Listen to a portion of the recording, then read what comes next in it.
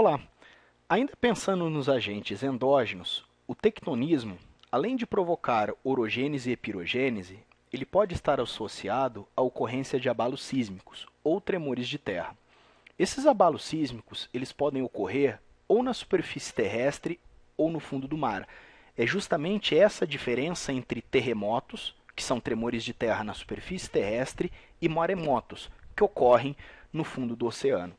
Os maremotos, na última década, ficaram bastante em evidência por conta da possibilidade de ocorrência de tsunamis. Então, pensando um pouco melhor como ocorrem esses abalos sísmicos, vamos pensar nesses dois esqueminhas aqui que eu trouxe. Aqui representando a superfície terrestre, aqui representando o fundo oceânico.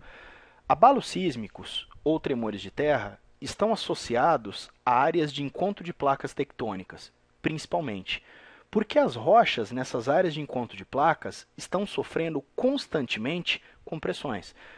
A constante compressão de uma placa sobre a outra pode provocar o acúmulo de tensões nas rochas que compõem essa placa, nas rochas que compõem a crosta. De tanto acumular tensões, pode ser que uma hora essa rocha ela frature. Onde ocorre essa ruptura, essa fratura no interior da crosta, esse local ele é chamado de hipocentro, ou também conhecido como o foco do tremor. Foco justamente porque é desse ponto que a energia acumulada na forma de tensões ela é liberada e propagada na forma então de ondas sísmicas. São essas ondas sísmicas que vão provocar tremores de terra na superfície. São essas ondas sísmicas, então, que vão ser sentidas na forma de tremores de terras, e onde as pessoas sentem esses tremores na superfície, esse ponto ele é chamado de epicentro. Então, recapitulando, o hipocentro é o local onde ocorre a ruptura da crosta no seu interior e a liberação de ondas sísmicas. Essas ondas sísmicas são sentidas na superfície, em tremores, no ponto chamado de epicentro. Esse mesmo esquema ele ocorre no fundo do mar. Então, olha só, as rochas e encontros de placa, principalmente no fundo oceânico, também estão sujeitas às mesmas compressões.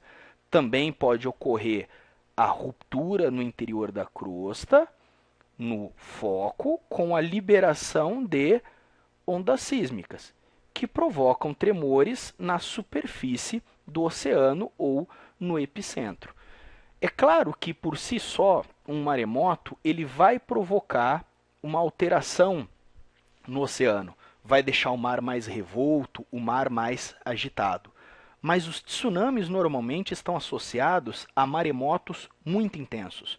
De tão intensos que são, essa ruptura na crosta, ela provoca um pequeno soerguimento, um pequeno deslocamento de massa no assoalho oceânico. Então imagina só, uma pequena superfície no fundo do mar, ela soergue.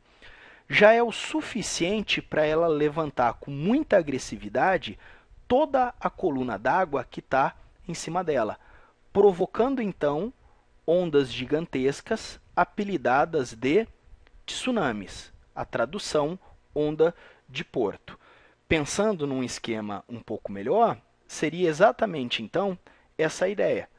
Olha só, no hipocentro ocorre a ruptura no interior da crosta, com um pequeno soerguimento do assoalho oceânico que levanta toda a coluna d'água, produzindo uma onda gigantesca. Essa onda, normalmente, nós associamos a uma onda muito alta. De fato, ela é mais alta do que o normal. O tsunami que afetou a costa japonesa recentemente chegou a ter ondas de 10 metros, né? Então, bem maior do que o normal, né? Quando as ondas às vezes chegam a 1,5 m a 2 metros. Agora, o que chama muito atenção, na verdade, é o seu comprimento. Aquela onda que costuma quebrar na linha da costa, ela passa a ter um comprimento de 10 quilômetros. Então, imagina que ela adentra 10 quilômetros em direção ao interior da costa. Naturalmente, ela vai provocar uma série então de impactos socioeconômicos e principalmente, né, infelizmente, provocando aí inúmeras perdas de vida. Agora, pensando um pouco em outro agente endógeno, agora falando do vulcanismo, é muito interessante que o vulcanismo nós costumamos associar ao vulcão, que é o chamado edifício vulcânico, da onde sai toda aquela lava e tal.